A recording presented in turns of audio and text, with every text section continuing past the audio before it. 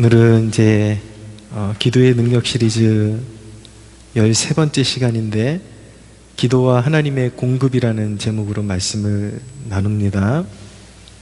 하나님은 자녀들에게 재정의 훈련을 반드시 시키십니다. 왜냐하면 그것은 생명이 하나님께 속한 것임을 알게 하시기 위함입니다. 생명을 지탱시키는 힘이 우리 하나님께 있다라는 것을 하나님께서 우리에게 레슨해 주시기 위해서 기도를 통해서 하나님의 공급을 경험하면서 살기를 원하십니다.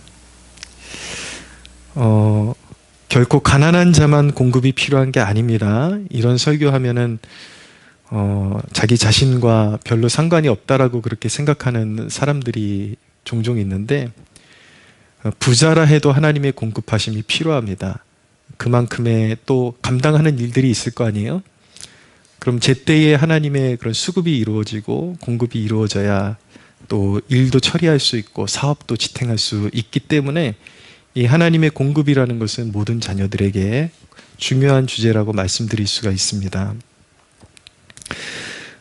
우리가 신앙생활하면서 또 사역을 하면서 작은 생계를 위해서도 하나님의 공급이 필요하지만 큰 사명을 위해서도, 사역을 위해서도, 그리고 여러분들의 사업을 위해서도 하나님의 공급이 절대적으로 필요합니다.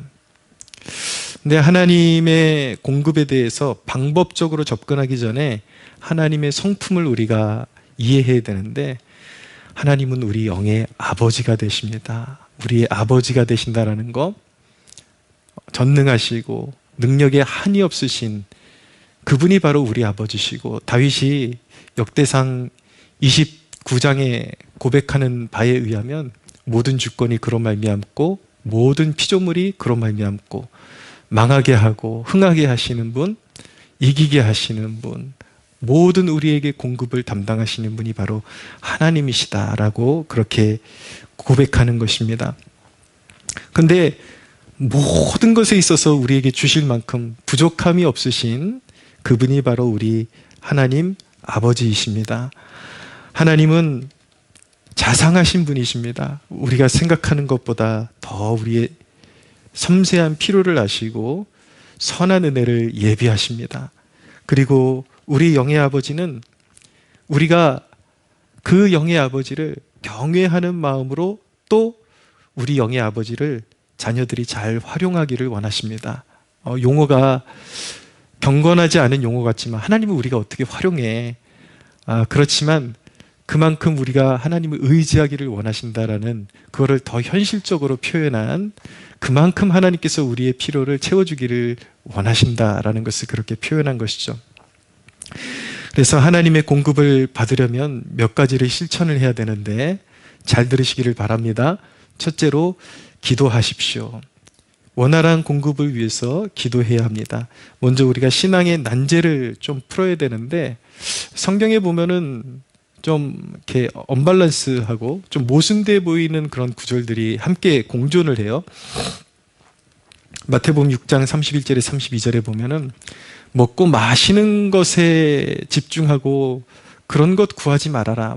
먹는 것, 입는 것, 그거 걱정하면서 그런 것 구하지 말아라. 하나님이 너희 필요를 다 아신다라고 그렇게 말씀합니다. 그러면서 그런 것에 혈안이 돼서 구하는 것은 이방인들이 구하는 것이다. 그렇게 말씀하고 있죠. 그런데 역사 속에 인정받은, 그리고 교회 역사에 인증받은 하나님의 사람들은 하나님의 공급하심을 위해서 철저하게 의지하고 때로는 수시간씩 하나님 앞에 그 공급만을 위해서 기도했던 사람들이었다라는 것을 알게 됩니다. 대표적인 인물이 조지 밀러라는 인물, 수천 명의 고아들을 먹이는데 절대로 광고나 이런 기법을 활용하지 않고 철저히 무릎으로만 그 수천 명의 고아들을 먹였던 고아들의 아버지가 조지 밀러였습니다. 그러나 그의 인생에는 결코 실패함이 없었습니다. 그리고 중국 내지 선교회를 창립했던 허드슨 테일러라는 분, 중국 최초의 선교사로 그렇게 기록이 되어 있는데, 이분도 철저하게 오직 무릎으로 하나님의 공급을 받아서 선교의 사명을 감당했던 분으로 유명합니다. 그렇게 하나님의 그런 인정받았던 사역자들이 모두 하나님의 공급하심을 위해서, 공급을 받기 위해서 그렇게 간절히 기도했다라는 것을 알게 되죠. 근데 좀 전에 읽었던 마태복음 말씀과 이것이 어떤 모순되는 것이냐? 결코 그렇지 않습니다. 그 마태복음 6장 31절 32절의 말씀을 올바로 이해하는 것이 참 중요한데, 살아가는 목적 자체를 먹는 것을 위해서 살지 말라는 뜻이에요. 먹고 입는 것이 인생의 그런 어떤 흥망성패를 좌우하는 것처럼 그렇게 거기 매여서 하나님 앞에 뭔가 초조함과 불안함과 안달복당, 그게 인생의 전부인 것처럼 그렇게 살지 말라는 뜻입니다.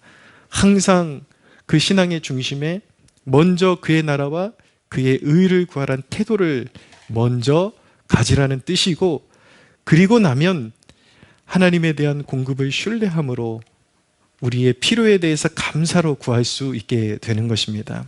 그러니까 그것이, 그 말씀의 의도를 잘 파악하고 균형을 잘 잡는 것이 우리에게 참 중요하겠죠.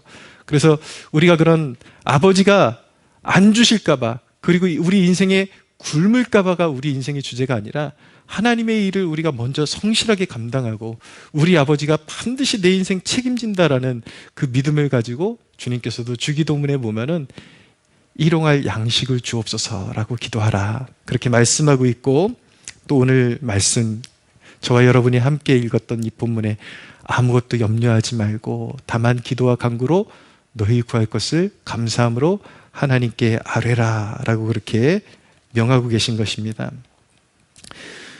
하나님의 공급을 경험하는데 걸림돌이 있습니다. 하나님의 백성들이 하나님의 선하신 공급을 경험하는데 걸림이 되는 것은 편견과 의심이라는 것입니다.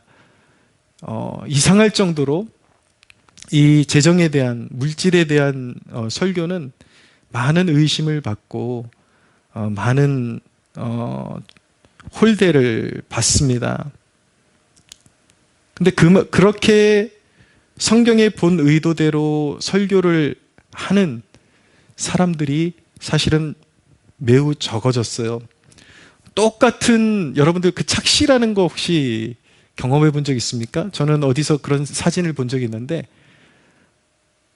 딱 보면 이제 뭐가 먼저 보이느냐 이렇게 질문을 던지는 그런 사진이 있거든요. 근데 어떤 각도로 보면은 젊은 아가씨 얼굴이 이렇게 나오는데, 어떤 각도로 보면 아주 굉장히 몰골이 많이 상해 있는 할머니 얼굴이 동시에 나타나는 그런 그림이 있거든요. 근데 그 그림의 원래의 그림은 이제 아가씨 얼굴을 갖다가 거기다 그려놓은 건데, 그거를 보는 각도에 따라서 잘못된 편견을 가지고 보게 되면은 그게 굉장히 흉한 얼굴로 보일 수도 있다라는 거죠.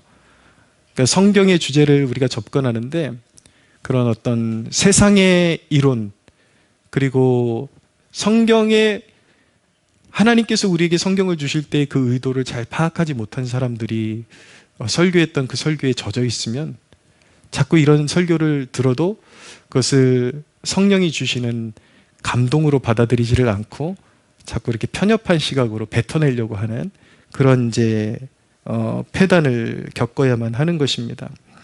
우리가 하나님의 진정한 공급을 경험하려면 우리 안에 편견이 사라져야 됩니다. 하나님의 말씀을 있는 그대로 우리가 대할 때에 우리는 진리에 더 가까이 다가서게 되고 하나님의 일하심을 더 가까이서 목격하게 되는 축복을 누리게 될 것입니다. 그래서 공급에 대한 성경적인 가르침을 받는 것은 매우 중요하고, 또 그런 공급을 구하는 것은 절대로 기복이 아닙니다. 기복은 하나님께서 우리에게 허락하시는 그것, 하나님의 뜻과 상관없이 무조건 신앙의 중심을 부에 두고, 그리고 양적인 것에 가치를 두고 신앙생활하는 것, 그것을 위해서 하나님을 이용하는 것을 기복이라고 하지만, 우리가 올바르게 신앙생활하면서도 우리는 물질이 필요합니다. 일용할 양식이 필요합니다. 그 합당한 것을 구하는 것은 기복이 아니라 자녀로서 마땅히 하나님 앞에 구해야 되는 겸손한 갈급함인 것입니다. 이 공급은 하나님과의 바른 관계와 그리고 친밀함 속에서 나타나는 것입니다. 근데 하나님과의 그 바른 관계로 나아가는 그 길목이 무엇인가? 바로 기도인 거예요. 기도를 통해서 우리가 끊임없이 기도하며 하나님을 바랄 때에 우리는 자연스럽게 성령 안에 거하게 되는 법을 배우게 되는 것이고 하나님과 더 친밀해지는 법을 배우게 되는 것입니다. 우리 마음이, 우리의 태도가 하나님이 기뻐하실 만한 태도가 되면 하나님은 우리가 필요한 것들에 대해서 이미 예비해 놓고 우리를 기다리신다라는 것을 신뢰할 수 있어야 합니다. 공급을 위한 기도가 왜 중요한가? 하나님께 나의 필요를 아뢰드리고 공급받는 것이 왜 그렇게 중요한가?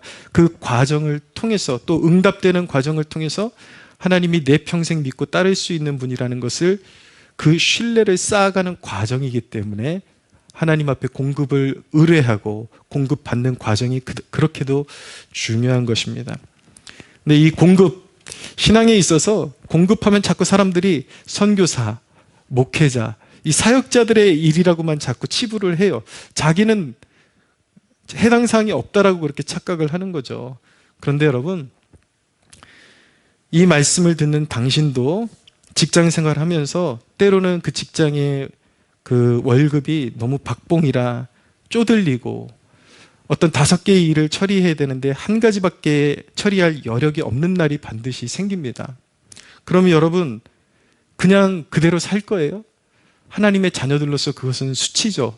공급처가 있는데 하나님께로 나아갈 수 있는데 이것은 사역자의 이야기가 아니라 우리 모두의 이야기인 것입니다. 할렐루야. 네, 욕심이 아니라 때로는 너무나도 절박한 가운데 우리의 생활 여력이 더 나아질 필요가 분명히 있는 것이죠. 그런데 하나님께서 그것을 도와주기를 원하신다라는 거예요. 그래서 하나님을 바라는 모든 이들에게, 사역자를 포함해서 모든 하나님의 자녀들에게 이런 하나님의 합당한 은혜가 존재한다라는 것을 마음에 새기고 믿음으로 간직하는 여러분들 되시기를 축원합니다. 하나님은 여러분의 진정한 필요에 대해 알고 계시고 때로는 모자람이 없게 그리고 때로는 풍성하게 응답을 예비하시고 여러분들이 무릎 꿇고 나오기를 기다리고 계십니다. 기쁨으로 주시기 위해서 하나님은 기다리고 계십니다. 그러므로 여러분, 오늘 말씀을 여러분들의 가슴에 심고 실천하는 여러분들 되십시오. 다만 모든 일에 기도와 간구로 너희 구할 것을 감사함으로 하나님께 아뢰라. 할렐루야.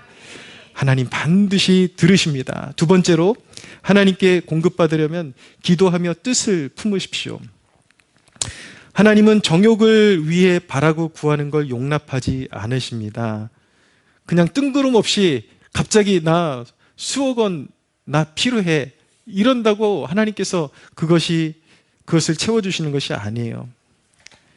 하나님은 거룩한 뜻을 품는 것을 기뻐하십니다. 그런데 거룩한 뜻이라 그러니까 또 이 사람들의 생각은 이 균형감을 자꾸 잃어버리는데 단어에만 자꾸 휩쓸리려는 성향이 있습니다. 거룩한 뜻을 품어야 한다니까 사적이고 소소한 그런 삶의 영역들을 하나님 앞에 아뢰면 그게 마치 죄가 되는 것처럼 그렇게 죄책감 때문에 구하지 못하면서 다른 사람이 그런 기도하면은 또 손가락질하면서 정죄하는 사람들이 있어요. 잘못된 태도인 것이죠. 사적이고 소소한 필요를 아뢰는 것은 사욕과 분명히 구별되는 것입니다. 하나님은 우리의 소소한 것까지도 관심을 가지고 계십니다. 할렐루야. 심지어는 도너츠 한 조각도 정말 먹고 싶을 때 하나님 정말 예비하시고 어쩔 때는 치킨 한 조각도 하나님께서 정말 기적처럼 공급해 주시는 것을 경험할 때가 있어요. 여러분 정말이에요. 하나님이 얼마나 섬세하시고 우리를 사랑하시는 아버지이신지 믿으시기 바랍니다. 공급의 원리를 모르고 내 평생에 왜 그런 일이 없지? 그러면 안 돼요. 나는 왜 극적으로 그렇게 나의 모자람이 채워지는 일이 없을까? 왜 없겠어요? 귀담아 듣지 않으니까 경험을 못했을 뿐이죠. 하나님은 믿음으로 나오는 모든 백성들에게 동일한 역사를 행하십니다. 여러분, 우리가 하나님의 공급을 받으려면 기도하면서 나의 기쁨보다는 하나님께도 뜻이 있는, 하나님께도 뜻깊은 계획, 하나님이 보실 때의 뜻깊은 계획, 그리고 하나님의 영광이 되는 계획을 세울 때에 하나님이 일하기 시작하십니다. 내 욕망이라는 것을 하나님의 뜻으로 그렇게 포장하려고 하는, 그렇게 껍데기만 씌워서는 안 되고 하나님의 마음을 읽으려는 노력이 필요합니다. 이것은 우리 교회가 지금까지 오면서 경험했던 많은 간증들 가운데 있는 그런 실제적인 경험이었습니다. 우리가 어려움을 어떻게 헤쳐나왔는가? 하나님은 영혼에게 복음을 증거하는 사역을 너무 기뻐하신다라는 것을 뼈저리게 느낄 때가 있습니다.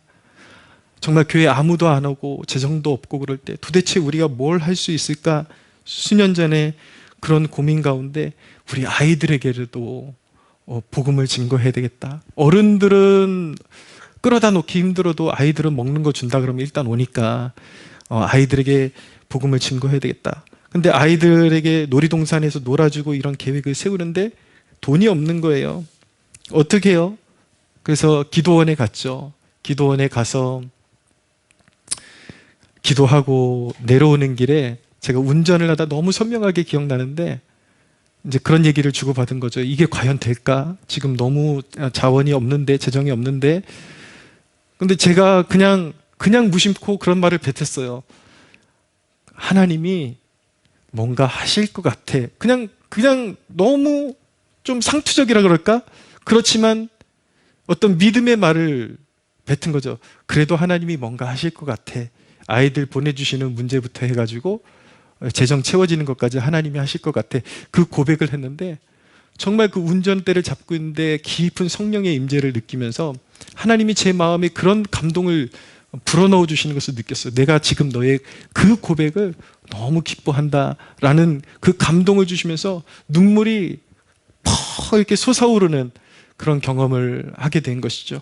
그런데 여러분, 그 경험을 하고 그 하나님의 임재를 경험하고 나서 교회로 돌아왔는데 며칠 상간으로 갑자기 안 보이던 애들도 나타나기 시작하고 또 재정도 채워지기 시작하고 그렇게 우리가 생각했던 것보다 풍성하게 그 생명의 잔치를 이어갔던 기억이 있습니다. 지난 태국 선교도 마찬가지였죠. 우리가 위기 가운데 이것을 과연 치를 수 있을 것인가? 교회뿐만 아니라 우리 지체들도 생활 형편이 넉넉치 않은 지체들이 지금 이 순간에 이것을 해낼 수 있을까? 그러나 우리가 태국을 품고 기도하며 나아갔을 때에 정말 우리 지체들도 평상시에 경험해 보지 못했던 그런 공급을 또 분명히 경험해 보았을 것이라고 저는 믿습니다. 분명히 그런 역사들이 있었어요. 그런데 사람들은 그건 목회니까 그런 편견을 가지고 있습니다. 우리는 누구한테 후원받는 그런 사람들 아닌데 그런 가르침이 우리와 무슨 상관이 있나요? 라고 그렇게 여전히 회의적인 그런 태도를 가지고 있는 사람들이 참 많죠. 그러나 여러분, 하나님이 원하시는 그리고 하나님이 기뻐하실 만한 거룩한 뜻을 품을 때 내가 이 어떤 하나님께 관한 하나님과 또 선교지와 교회에 관한 그런 모습을 볼 때에 정말 그 부족함이 보일 때 정말 내가 그것을 하나님 감당하고 싶습니다 라는 그런 뜻을 품을 때에 사역자뿐만 아니라 여러분 모두에게 하나님의 놀라운 역사들이 예비되어 있다는 것을 믿어야 합니다. 여러분, 하나님은 사역자뿐만 아니라 그냥 직업을 가지고 있는 직업인들 속에서도 여러분들의 뜻이 하나님께 연락이 된다면 그런 경험들을 정말 많이 하게 됩니다. 분명히 그런 일들이 있을 거예요. 갑자기 승진을 하게 된다거나 갑자기 월급이 오른다거나 하나님의 방법은 무궁무진합니다. 사랑하는 여러분, 하나님의 방법을 한정짓지 않게 되는 축복이 있게 되기를 바랍니다. 아무 계획이 보이지 않을 때는 기도하십시오. 간절히 기도하고 감동이 있을 때는 하나님이 기뻐하시는 뜻을 품으십시오. 세 번째로 기도하며 심어야 합니다. 뜻을 품고 한 걸음 더 나가야 되는 스텝이 무엇이냐면 바로 심는 거예요. 심어야 된다. 하나님은 믿음의 증거를 요구하십니다. 우리가 어떤 뜻을 품는데 공수표처럼 남발하는 그러한 것들은 하나님께서 다 구별하십니다. 그 영혼이 하나님께 진짜 헌신할 건지 안 할 건지 믿음의 증거를 통해서 하나님께서 그것을 아시는 거예요. 또 그것을 기뻐하시는 거예요. 하나님은 스스로가 희생의 각오가 되어 있지 않은 계획들을 축복하지 않으실 겁니다. 여러분, 예수님께서 그 죄 없으신 한 분이, 그 한 사람이, 사람으로 오신 그 한 분이 희생하심으로 말미암아 많은 생명의 열매가 맺힌 것처럼 희생의 마음으로 가장 소중한 것을 하나님을 위해서 심을 때에 하나님의 풍성하심을 경험하게 되는 것입니다. 우리가 위기를 만났을 때 늘 우리가 헤쳐나왔던 방법이 그것이었어요. 우리가 가지고 있는 게 부족할지라도, 별것 아닐지라도 우리 개인적으로 너무나도 소중한 것, 가장 소중하다고 생각했던 그것들, 주변에 우리 교회도 어려운데 어디 언론을 통해서, 어디 기독교 매체나 이런 통해서 어디 교회에 불났다, 어디 교회에 어려움을 당하고 있다 그러면은 저희는 우리 소유 중에서 그래도 쓸만한 거 어떻게 해서 팔아가지고 우리 지금 교회가 지금 생존의 위협을 받고 있는데 무조건 다 내보냈어요. 어떤 마음으로 내보냈는가? 우리가 가진 건 내보내고 하나님께서 너희는 여기까지다 그러면 순종하고 우리는 정리하자. 그렇지만 마지막까지 순종하는 그런 모습으로 우리가 생명의 씨를 뿌리고 그렇게 하나님께서 여기까지라 그러면 순종하자. 그런 마음으로 늘 하나님 앞에 드리는 습관을 가졌습니다. 그런데 하나님께서 그때마다 그 생명에 우리가 심은 그 씨앗을 통해서 놀라운 역사를 보여주시고 또 다른 큰 강을 건널 수 있는 힘을 우리에게 주셨던 것들을 기억합니다. 성경에 그런 인물들이 많이 나오죠. 여러 나오지만 대표적으로 사르밧 과부가 있습니다. 죽음의 위협을 해오는 그 가뭄의 한복판에서 그들이 가지고 있던 식재료, 그것을 엘리야 선지자가 나를 위해서 만들어 와라, 떡을 만들어 와라 요구하잖아요. 가루 조금 있고 기름 조금 있는데 그것을 자신들이 가진 식재료 전부를 하나님의 영광을 위해서 드렸더니 어떻게 됩니까? 가뭄이 끝나도록 그 가루와 기름이 떨어지지 않는 축복을 누리게 된 것입니다. 오병이어의 기적은 어떻습니까, 여러분? 작은 헌신이 가져온 넘치는 공급의 원리를 그것을 통해서 우리는 배우는 것입니다. 주님의 제자 중에 빌립이라는 제자는 아직까지 훈련이 좀 덜 됐어요. 당시만 해도. 그래서 그는 현실주의자였습니다. 어떻게 이것이 가능합니까? 불가능한 것으로 이야기를 했습니다. 그의 언어는 회의적이었습니다. 그러나 안드레라는 제자가 어떤 어린아이의 손에 있던 떡 5개와 물고기 2마리를 받아가지고 주님께 올려드렸습니다. 저는 그 대목을 묵상할 때마다 좀 궁금한 게 있는데 이 어린아이는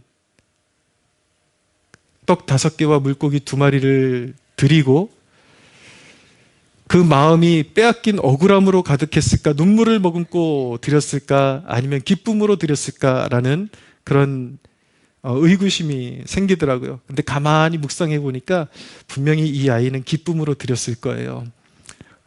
후회함 없이 이것이 주님께서 쓰실 만한 무언가가 될 수 있다면 기쁨으로 드리고 싶다라는 마음으로 분명히 드렸다라고 저는 믿습니다. 우리 힘으로 감당 못할 미션 앞에서 인간적인 판단에 빠져서는 안 되는 것입니다.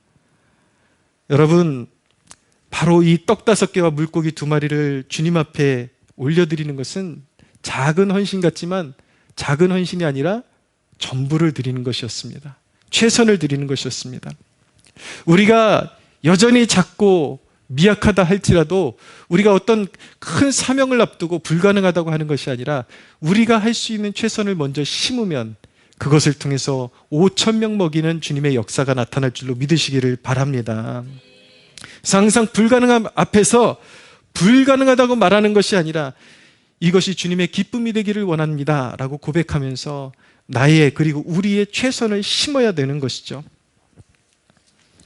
어떤 한 자매의 인터뷰를 본 적이 있습니다. 이 자매의 고백은 그런 고백이었어요. 자기가 원래도 열심히 있는 리더였다라는 거예요.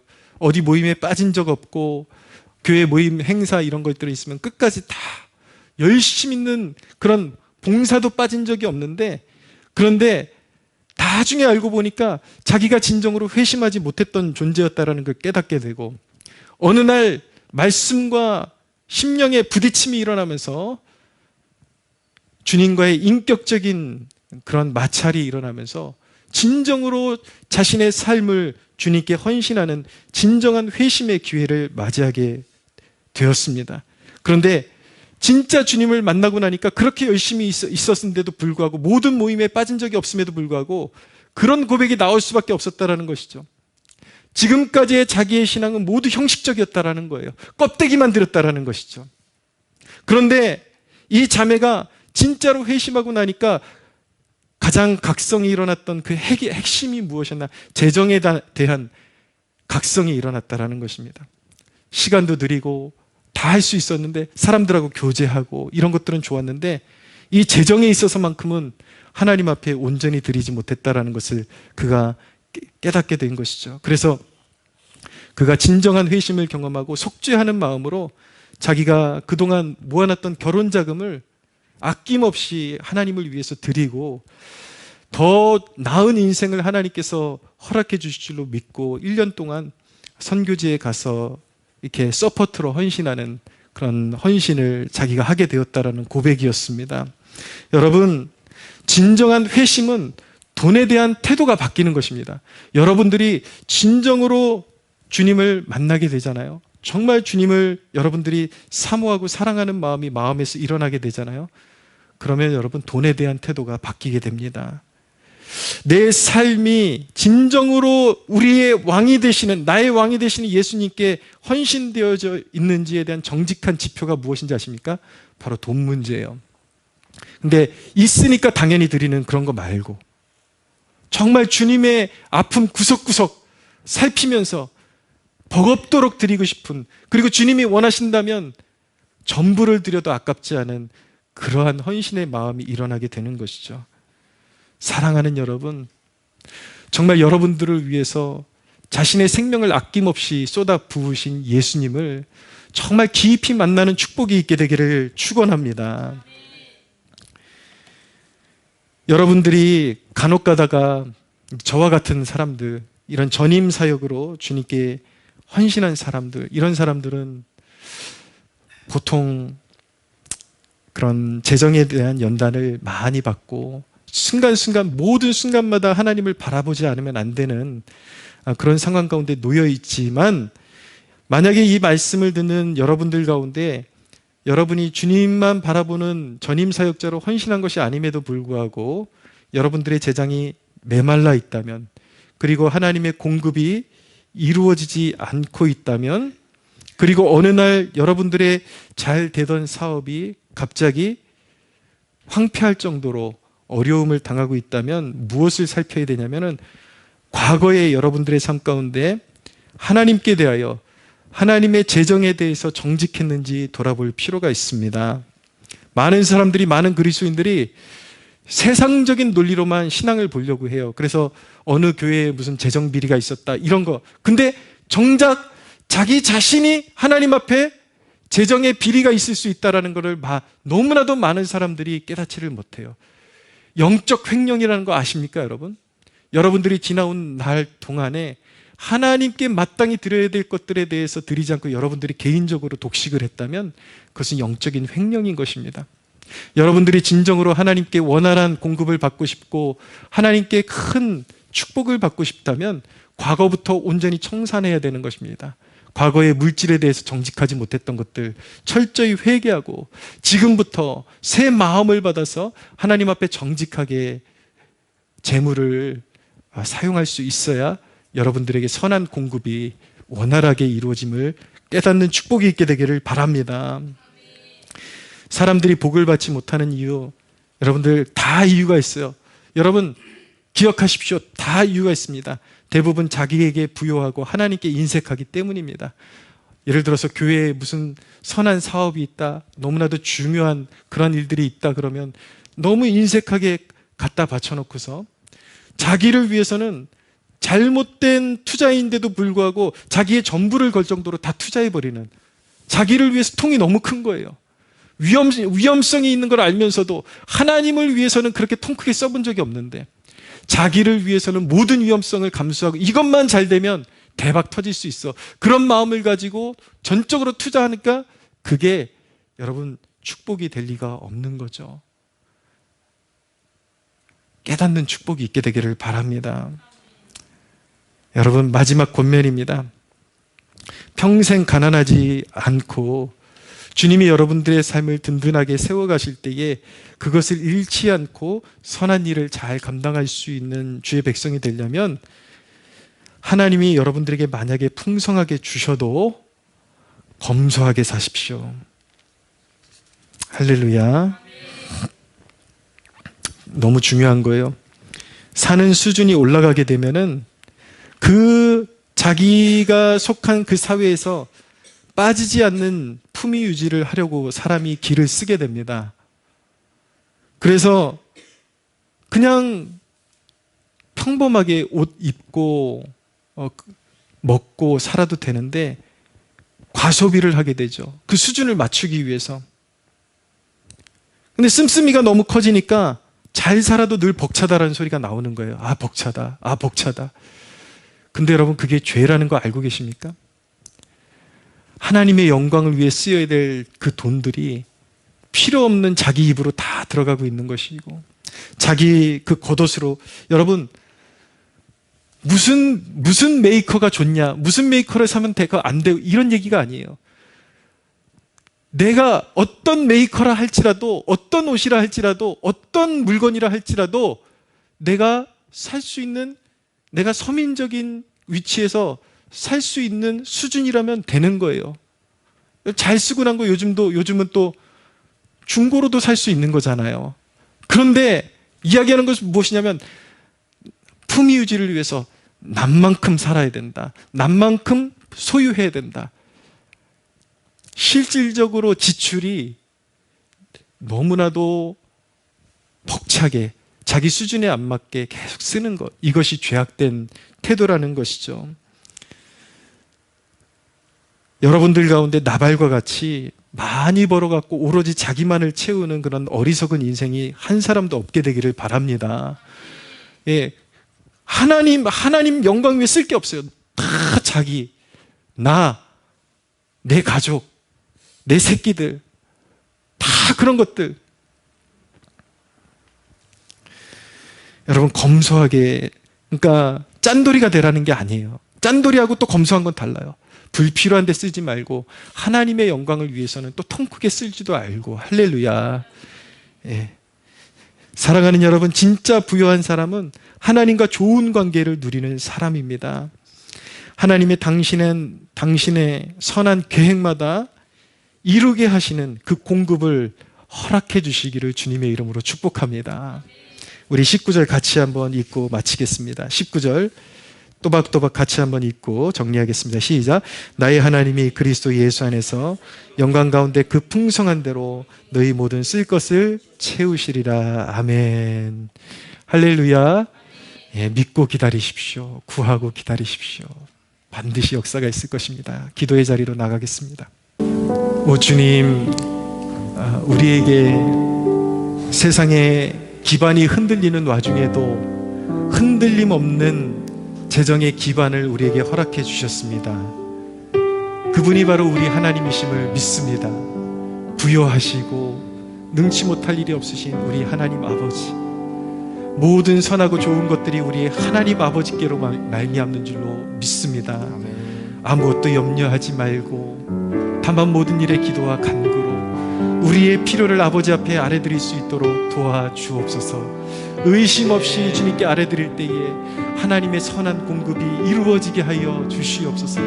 하나님, 오늘 하루 먹고 사는데 급급한 것이 아니라 거룩한 뜻을 품을 때 이루어지는 축복이 있게 하여 주시옵소서. 우리 함께 주여 부르짖고 기도하겠습니다. 주여, 오 주님, 오 주님의 선하신 노래합니다. 찬양합니다. 내려놓기 원합니다. 오 주여, 세상은 흔들리고 주여